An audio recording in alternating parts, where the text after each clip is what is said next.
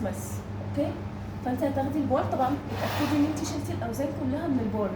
فانت هتاخدي البار وتحطيه في مستوى صدرك. شايفه صدري فين؟ البار على صدري بالظبط، وهبعد شويه واقف على مشط رجلي واميل لحد ما البار يوصل لصدري وارجع، اميل لحد ما البار يوصل لصدري وارجع، وايدي في مستوى كتفي. يعني احط ايدي كده عند كتافي وامدها للبار. اتفقنا؟ طيب حسيت ان الموضوع سهل اوفر ومش حاسه بالتمرين ومش حاسه ان انا بعمل مقاومه، انزلها ليفل تحت وبرضه اقف على رجلي وايدي في مستوى كتافي وانزل لحد البار ما يلمس صدري وارجع. حاسه ان الموضوع برضه سهل، انزلها واحده تحت وهكذا لحد ما تلاقي نفسك بتعمليها تحت خالص.